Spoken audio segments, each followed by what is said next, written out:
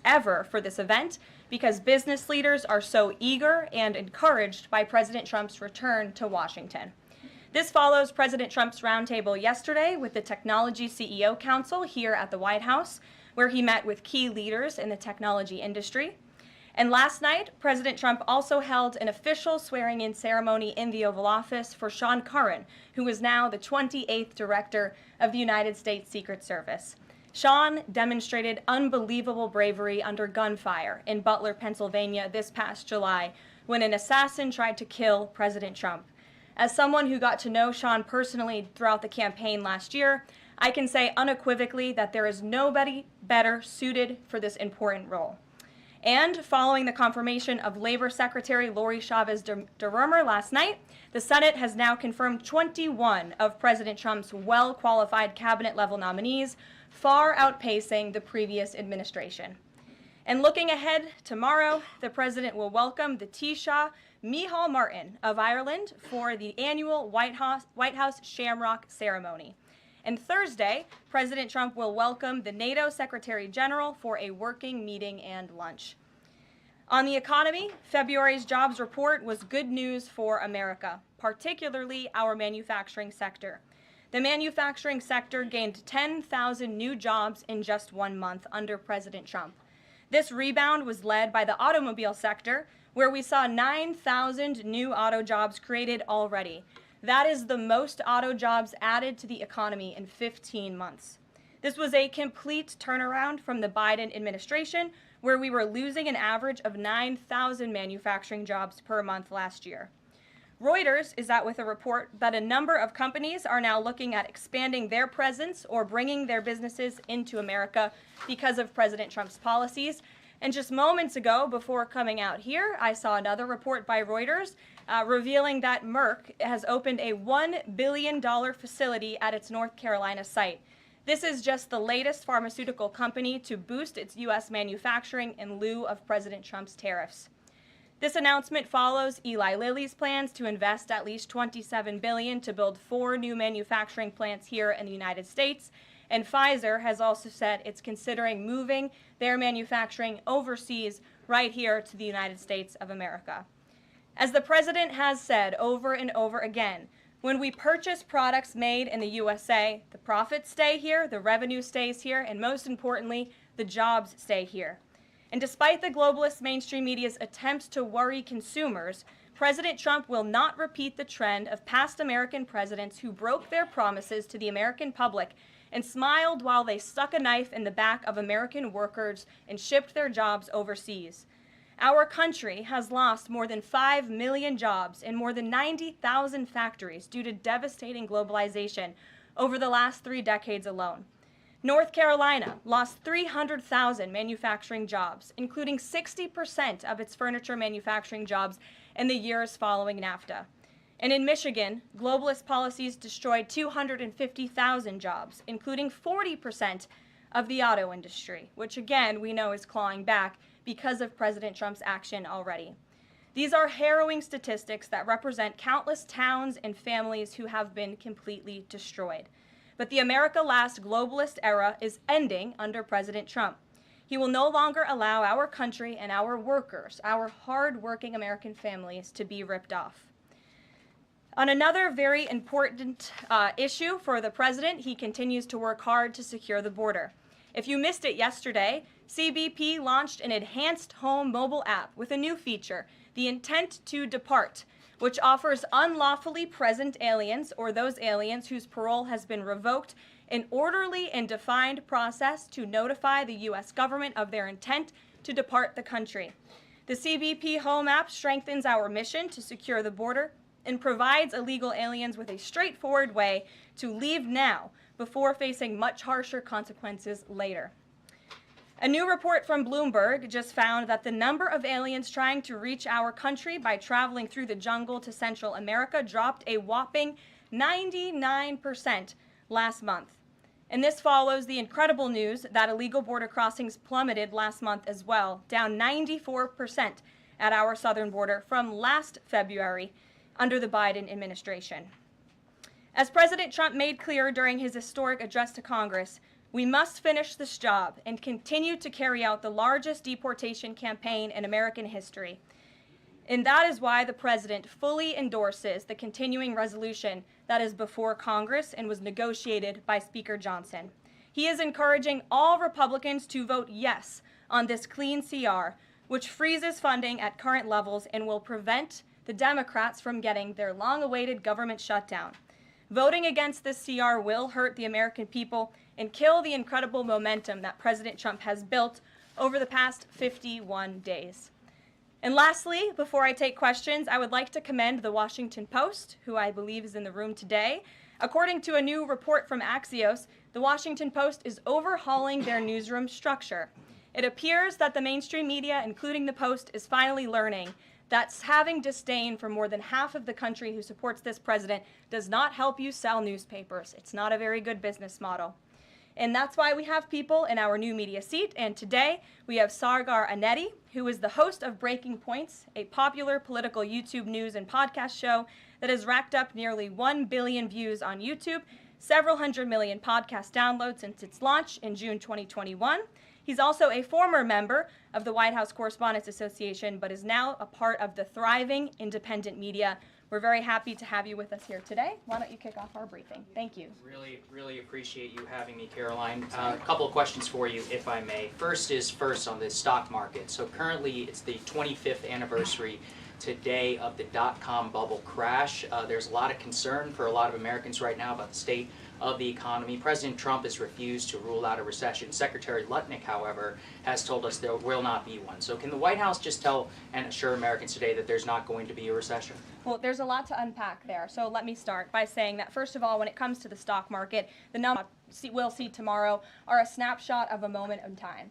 And as President Trump has said, and I'm here to echo the remarks of this president of this White House, we are in a period of economic transition.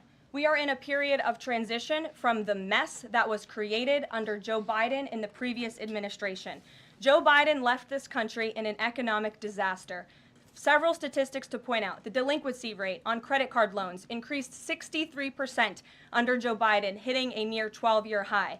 Under Joe Biden, all net job growth went to foreign-born Americans. Real wages declined by 1.5% under Joe Biden. And as we all know, and this administration continues to combat, prices soared more than 20% under Joe Biden because of his reckless spending and economic policies. So we are in a period of transition from that economic nightmare under a president who had no idea what he was doing, never held a private sector job in his life, into a golden age of American manufacturing under a businessman and a deal maker in chief in President Donald J. Trump, who is implementing the formula that we know works. Look at President Trump's results in his first term. If people are looking for certainty, they should look at the record of this president. That's why the American people re-elected him back to this office. And look at everything that President Trump has already done and his team has already done in just 51 days. The massive efforts to deregulate, tax cuts, which we need Congress to pass the Trump economic agenda, the Trump tax cuts, which will unleash economic growth.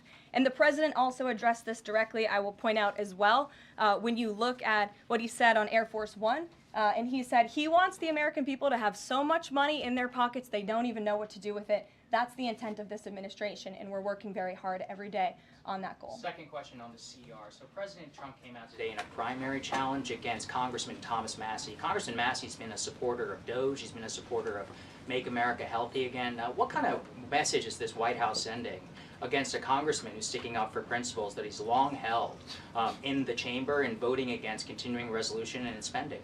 I think the president has made it very clear that he believes it's critical for conservatives and Republicans and frankly all members of Congress to get behind this continuing resolution to keep the government funded. The president wants to continue the momentum that he has built over the last 51 days. In order to keep the government funded, we got to keep moving with these deportations, and he believes that everybody needs to get on board with this bill. He's been active in this process. He's been making calls to get this over the finish line, and we're urging every Republican and Democrats too to do what's right for the American public to prevent a government shutdown. Just the last question here on Mahmoud Khalil. Does the administration believe that it needs to charge a green card holder with a crime to be eligible for deportation? Well, in fact, Secretary Rubio reserves the right to revoke the visa of Mahmoud Khalil, and I'm glad you brought this up. Under the Immigration and Nationality Act, the Secretary of State has the right to revoke a green card or a visa for individuals who serve or are adversarial to the foreign policy and national security interests of the United States of America. And Mahmoud Khalil was an individual who was given the privilege of coming to this country to study at one of our nation's finest universities and colleges. And he took advantage of that opportunity, of that privilege, by siding with terrorists, Hamas terrorists who have killed innocent men, women, and children. This is an individual who organized group protests that not only disrupted college campus classes and harassed Jewish American students and made them feel unsafe on their own college campus, but also distributed pro-Hamas propaganda, flyers with the logo of Hamas. That is what the behavior and activity that this individual engaged in. And I have those flyers on my desk. They were provided to me by the Department of Homeland Security. I thought about bringing them into this briefing room to share with all of you, but I didn't think it was worth the dignity of this room to bring that pro-Hamas propaganda. But that's what this individual distributed on the campus of Columbia University. And this administration is not going to tolerate individuals having the privilege of studying in our country and then siding with pro-terrorist organizations that have killed Americans. We have a zero-tolerance policy for siding with terrorists, period. Peter Ducey. Thank you, Caroline. So you said that the Dow dropping and dropping and dropping is a period of transition. You're sure nobody here at the White House shorted the Dow? No, I don't think so. Okay.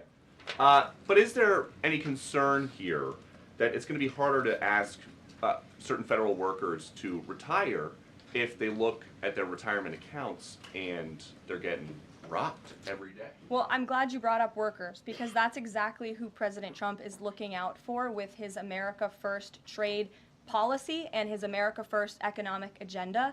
And if you look at, there's great indication to be optimistic about where the economy stands. And the American people, investors, CEOs, small business owners, but most importantly workers, should bet on President Trump, because his tariff policies, what he envisions is reciprocity, fair trade practices where American workers are put first and are no longer ripped off by foreign countries all over this world.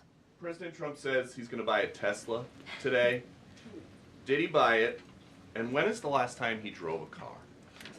That's a very good question. I have heard the president remark that he misses being able to drive, that luxury of driving his own vehicle, although the beast is nice. But he is going to be viewing a Tesla that is making its way to the White House complex now, I can confirm.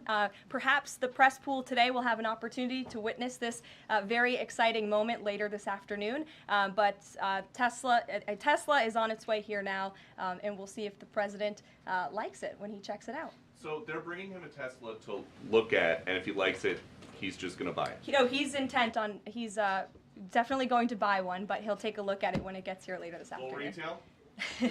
Yes, full market price. Kelly. Can we talk about Canada? What is the status of President Trump having a conversation with Mark Carney? We have seen the president use the term governor to refer to Justin Trudeau. Will that moniker also go to Mr. Carney going forward? And is the decision to increase the tariffs, is that based on a specific economic metric that he looked at? Is it impulse? How would you describe his reaction to candidates? The president has not yet spoken to Mr. Carney, not since I checked, which was just moments ago. But certainly his phone is always open to leaders who wish to speak with him. As for the tariffs, the president made his position on this quite clear with the statement that he put out. And it was a retaliatory statement due to the escalation of rhetoric that we've seen out of Ontario, Canada. The president saw the premier, Doug Ford, make an egregious and insulting comment threatening to shut down electricity for the American people, for hardworking American families. He made that threat. The president saw that and has an obligation and a responsibility to respond accordingly and represent the interests of the American people. So he has made the decision to add a 25% tariff. So now steel and aluminum tariffs will come into effect tomorrow at the rate of 50%. And our steel and aluminum industries have actually applauded these tariffs because, again, they know it's going to grow their industry here. It's going to allow them to export more steel that is made right here in the United States with American workers. Egregious and insulting are your words here, but that's what many Canadian leaders have said about the actions President Trump has taken toward Canada. And what do you think the timeline is for speaking to Mr. Carney? Because normally a sitting president speaks to a close ally very quickly when there's new leadership. Well, the president is, again, responding to the fact that Canada has been ripping off the United States of America and hardworking Americans for decades. If you look at the rates of tariffs across the board that Canadians have been imposing on the American people and our workers here, it is egregious. In fact, I have a handy-dandy chart here that shows not just Canada, but the rate of tariffs across the board. If you look at Canada, since you brought it up, American cheese and butter, nearly 300% tariff. You look at India, 150% tariff on American alcohol. You think that's helping Kentucky bourbon be exported into India? I don't think so. 100% tariff on agricultural products from India. Look at Japan, tariffing rice, 700%. President Trump believes in reciprocity, and it is about dang time that we have a president who actually looks out for the interests of American businesses and workers. And all he's asking for at the end of the day are fair and balanced trade practices, and unfortunately, Canada has not been treating us very fairly at all over the past several decades. To the woman in the purple, because I saw you were making a face at my previous answer, so what's going on? Well, actually, I have a couple of questions. At the core of pro-Palestinian protests on college campuses and elsewhere is a demand to end the war in Gaza, a goal that this administration actually supports and has pursued. So why has this not been acknowledged or highlighted even? Because these colleges and these protests have again put out Hamas propaganda. The flyers that have been distributed call for violence. The flyers that have been distributed have the logo of an organization that has held Americans hostage, that murdered innocent babies, that murdered men, women, and children. They are a designated foreign terrorist organization, and we are not going to tolerate non-citizens, foreigners who come here on a visa engaging in such behavior, siding with terrorists. And the Secretary of State reserves the authority to revoke the green card or the visa of an individual who serves as an actually it says right here, reasonable grounds to believe that the alien's presence or activities in the United States would have potentially serious adverse foreign policy consequences to the United States. And I think siding with Hamas makes that quite clear. Secretary Rubio exercised that authority, and we fully believe that we are going to move forward with more arrests, as President Trump previewed in his statement yesterday.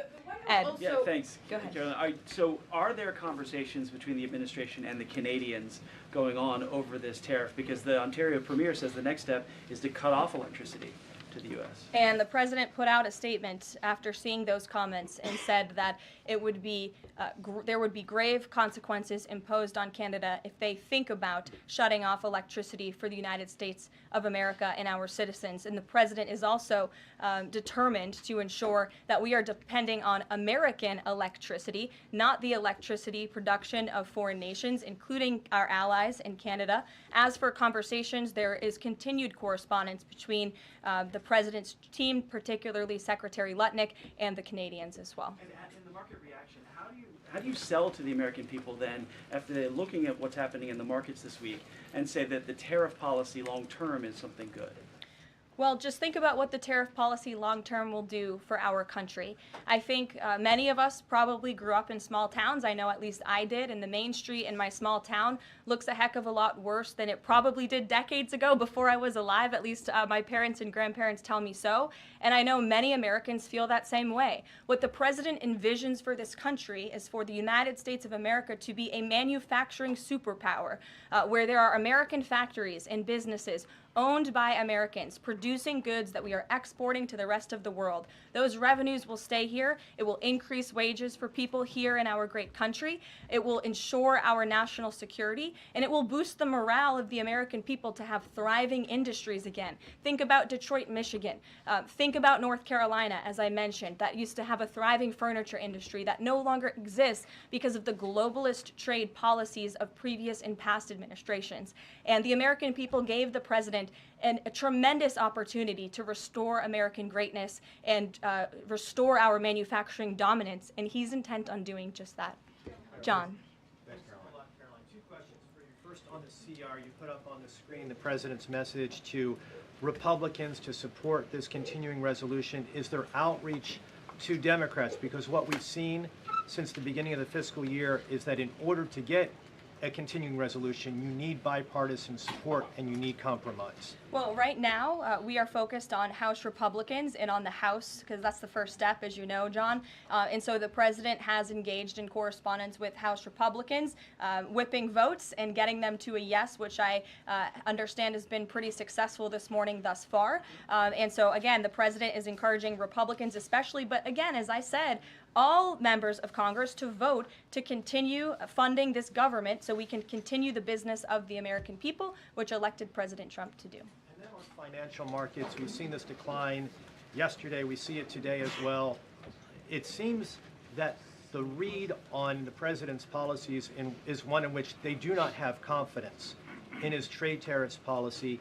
They do not have confidence in what the president said to Fox News over the weekend, that he didn't rule out the idea of a recession. What is your read in terms of the decline that we've seen over the last week and a half in financial markets? Well, I think there's actually a lot of reason to be confident, and many people do feel confident. Just look at the nearly $2 trillion in private investment that this president has secured. Look at the comments made by the CEO of Apple, one of the biggest companies in this world, who said that he is bullish on the future of American innovation under the leadership of President Trump. Look at CEO confidence. According to the Conference Board measure of CEO confidence, in Q1 2025, under the leadership of this president, it jumped to its highest level in 3 years, from cautious optimism to confident optimism. If you, again, look at the $2 trillion in investments from some of the biggest companies in the world, look at the jobs report last Friday, as I also cited in my opening remarks. Fox Business reported that Trump sees a manufacturing boom in first full jobs report of his second term. Look at the auto jobs that have already poured back into America. We added 9,000 new auto jobs. Those are sticky jobs. Those are good paying jobs. That's 9,000 American families who will now be able to live the American dream because of the policies of this administration. You also look at small business optimism. The NFIB put out a report this morning. Small business optimism continues to be far higher than it ever was under the previous administration. There's a lot of reason to be optimistic. And again, the American people, CEOs and people on Wall Street and on Main Street should bet on this president. He is a deal maker, he is a businessman, and he's doing what's right for our country. He wants to restore wealth to the United States of America. Michael, good to see you. Hey, Caroline, thank you. Two questions, if I may. Will the administration be providing any relief to states affected by the Ontario power tariff? Well, the president has made it very clear that Canada would be very wise not to shut off electricity for the American people, and we hope that that does not happen. As for what would happen if that does take place, I'll leave it to the president to make those decisions. Does President Trump share the Justice Department's concern over rising egg prices and possible collusion of big egg? Well, we definitely do share the concerns of the American people when it comes to the price of eggs. However, good news, the average cost of a dozen eggs is actually down since Secretary Rollins and President Trump announced their plan. It's down $1.85. So that's good news on the cost of eggs. And as we know, under the Biden administration, egg prices went up 22%. This is another example of an economic mess that President Trump inherited, and the Secretary of Agriculture and the president are focused on fixing it. Secretary Rollins put out a 4-point plan rather, to address this crisis. And she has been honest and realistic with the American people, as this administration always is. It will take about 3 to 6 months to get the egg supply back to where it should be. But she's focused, and this administration is focused on doing that every day. Karen. Thanks, Caroline. Just back on the markets, you said that what we're seeing this week right now on Wall Street is a snapshot of a moment in time. But does the president think he bears any responsibility for the turmoil in the stock market this week? Look, the president is unwavering in his commitment to restore American manufacturing and global dominance, and I think he doubled down on that this morning with his new statement and the tariffs that will be implemented tomorrow on steel and aluminum.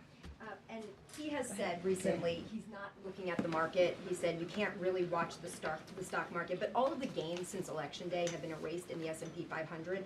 At what point, how far do stocks have to fall before the president considers it a factor and changes course? Again, as I just said, the president will look out for Wall Street and for Main Street, just like he did in his first term, and people on Wall Street and Main Street should bet on this president. He's doing what's right for this country. Nick, good to see you. Good to see you too. Thank you, Caroline. So, is the president prepared, like what we saw with Congressman Massey, to pressure other Republican lawmakers into supporting this continuing resolution? Well, he is very much, as I said, engaged in this process. He's been making calls to lawmakers on Capitol Hill, and I think his statements against Congressman Massey speak for themselves, and I will let the president put out any additional statements if he chooses to, but he fully expects all House Republicans to vote for this continuing resolution. And just to follow up, can we start to anticipate seeing more of the president weighing in on upcoming 2026 races like we saw this morning? I'm not sure about that. I'm not even sure if I'm allowed to speak about that from this podium. I would check in with our outside political team for guidance on future races and the president's involvement. Elena. Thank you. I wanted to ask about some comments Elon Musk made yesterday. He said that there is $500 to $700 billion in waste and fraud and entitlement spending. He called it, quote, the big one to eliminate. Earlier this month, he also referred to Social Security as a Ponzi scheme. Should Americans expect changes, big changes, to Social Security and Medicare? President Trump has been unequivocally clear on this. He is going to protect Social Security and Medicare benefits and Medicaid for hardworking Americans who paid into these entitlement programs and deserve those hard-earned benefits. And unfortunately, the mainstream media has taken Mr. Musk out of context. I saw a Bloomberg headline that our team actually worked on getting updated and fixed because it was so wrong, and it took Mr. Musk out of context. What he was specifically referring to cutting was the waste and the fraud and abuse that does exist in these programs. According to an IG report from the Social Security Administration, there's more than $70 billion of fraud in the Social Security program alone that we know of. And so the president will continue to protect these programs for hardworking Americans, and actually cutting the waste, fraud, and abuse out of these programs will protect it for hardworking Americans. But Caroline, respectfully, he said around $500 to $700 billion. There was no evidence to claim that, and also if that is the case, that would represent more than a third of what Social Security paid out last year, maybe 20% of Social Security and Medicare. Again, combined. if you read his full quote, he said, "We think," so it's an estimate based on what he's seen. He's not saying definitively, he's saying that's what DOJ suspects and thinks. And that's exactly why DOJ was created, to ensure that we are investigating the fraudulent spending, the wasteful abuse across our federal government. And I would remind everybody in this room that 77% of the American people support this effort by Elon Musk and DOJ to identify such waste, fraud, and abuse. Caroline. Go ahead. Thanks, Caroline. You're welcome. If we could just step back for a second. When President Trump last addressed the BRT when he was on the campaign trail, his big push was on tax cuts. Mm-hmm. He's going there today as he's proposing tax hikes in the form of tariffs. Not and I'm curious He's not for doing why that. he's prioritizing that over the tax cuts. He's actually not implementing tax hikes.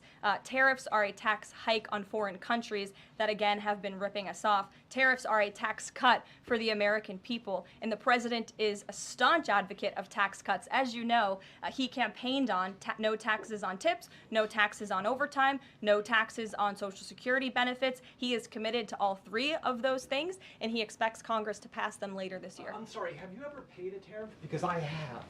That's They it. don't get charged on foreign companies, they get charged on the importers. And ultimately, when we have fair and balanced trade, which the American people have not seen in decades, as I said at the beginning, revenues will stay here, wages will go up, and our country will be made wealthy again. And I think it's insulting that you are trying to test my knowledge of economics and the decisions that this president has made. I'm now regret giving a question to the Associated Press. Mary, go ahead. Hey, Caroline. I have two, if that's okay. The first one was on Russia, Ukraine. I know Special Envoy Witkoff said yesterday that Zelensky apologized in his letter to Trump. Can you share any more about that letter and what else might be interesting from it that we don't know? Yes, the president did reference that letter, as you're saying, in his joint address to Congress. And I do have an update. As you know, Secretary of State Rubio and our National Security Advisor Mike Waltz have been negotiating with the Ukrainians today in Saudi. They will be providing a full readout of that meeting very soon. But I can assure you and everybody here and the American people that the news we've received from that meeting throughout the day and the president has been briefed on is positive. This meeting has been productive. I will let Secretary of State Rubio and our National Security Advisor speak to the specifics of what has taken place today when they are ready to do so when the meeting concludes. Lindsay, go ahead. Thank you, Caroline. Referring to Mahmoud Khalil, the president has said this is the first of many arrests like this. Does the administration have a rough estimate of how many arrests you're planning to make similar? I don't have an estimate. I do know that DHS, based on very good intel that they have gathered at the direction of the president's executive order, which made it very clear to the Department of Homeland Security that engaging, as I said, in anti-American, anti-Semitic, pro-Hamas protests will not be tolerated. So since the president signed that executive order and since Secretary of Known has taken the oath at DHS, they have been using intelligence to identify individuals on our nation's colleges and universities, on our college campuses, who have engaged in such behavior and activity, and especially illegal activity. And so I don't have a readout on how many arrests will come, but I do know that DHS is actively working on it. And I also know that Columbia University has been given the names of other individuals who have engaged in pro-Hamas activity, and they are refusing to help DHS identify those individuals on campus. And as the president said very strongly in his statement yesterday, he is not going to tolerate that, and we expect all America's colleges and universities to comply with this administration's policy. Jasmine. Thank you so much, Carolyn, for the question. On Canada, after all of these threats to increase tariffs or turn off electricity, I wonder, does this administration still consider Canada to be a close ally of the United States? Well, I think Canada is a neighbor. They are a partner. They have always been an ally. Perhaps they are becoming a competitor now. But as the president also laid out in his Truth Social post today, he believes that Canadians would benefit greatly from becoming the 51st state of the United States of America. And I actually looked into some of the research about the cost of living in Canada, and the cost of living is much higher than it is here in the United States of America. The average cost of a home in Canada is much higher. In Quebec, the highest tax rate for an income of $150,000 or more is 53.3%, more than half of Canadians' incomes they are being taxed on. So the president has made it clear that he believes Canadians would be better served economically, militarily, if they were to become the 51st state of the United States of America. Reagan. Thank you, Caroline. A week ago, Attorney General Bondi said a truckload of Epstein files had been delivered to her office from the SDNY. When can we expect those files to be released to the public? I would defer you to the Department of Justice. I don't have a timeline here. Do you have any update on the JFK files? I don't at this moment. Again, I would defer you to our DNI director, Tulsi Gabbard, and also the Department of Justice. I know that they are working on that diligently, as the president requested them to do. Christian. Thanks, Caroline. Two questions. Since we've been talking a lot about tariffs, have there been any updates on standing up the External Revenue Service to collect revenue from there? Well, we need reciprocal tariffs to go into effect first, and as you know, the president will be rolling those out on April 2nd, and then the next start of that process is collecting that revenue to ultimately create the External Revenue Service, which Secretary Lutnick is working very hard on and is quite enthusiastic about, if you have noticed from his media interviews. Can the president do that through executive action, or will it require legislation? Well, the president already signed an executive order to direct the Secretary of Commerce to establish the External Revenue Service, or at least to identify ways in which much it can be done. I would defer you to the Department of Commerce for more on specifics on that. Sure, in the back. Thank you very much, Carolina. I have a few questions on South Korea and North Korea. First question, as you know, South Korean President Yoon has been released from illegal detention. What is the reaction of the United States as an ally? Is there a possibility of a summit with President Trump when President Yoon returns? Second question on North Korea. North Korea launched the several ballistic missiles into the West Coast yesterday. What is the White House's reaction on this? Sure. Yes, I'll start with your question on North Korea. We condemn these actions and we call on North Korea to stop their unlawful and destabilizing actions. As for South Korea, the U.S. and Republic of Korea's alliance is ironclad, and the Trump administration remains in close contact with our South Korean counterparts as we work together to promote a free and open Indo-Pacific.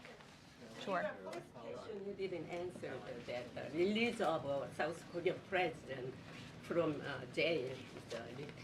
I don't have anything on that, but I can certainly check in with the National Security Council and get back to you. Sure, good to see you. Press Secretary, many are concerned about the validity of President Biden's official actions and also his pardons of the possible criminal actions of individuals such as his family members and Liz Cheney, as information is emerging that many of his official actions were auto-signed, possibly even the pardons and without his knowledge or consent. Does the White House have any information available currently that Biden was actually the one that approved and signed those pardons?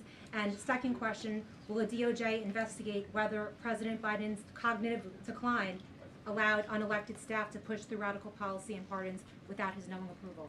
I don't know the answer to that question, but I can check in with our folks here who may know the answer to that question and get back to you. Dasha, go ahead. You did a great job articulating the vision that President Trump has for what he believes his tariffs can do in terms of bringing jobs back to the United States. I asked you last week about how much Americans might need to buckle up for some short-term pain, a conversation that with the President and Treasury Secretary Scott Bessent have had with the people. I'm wondering,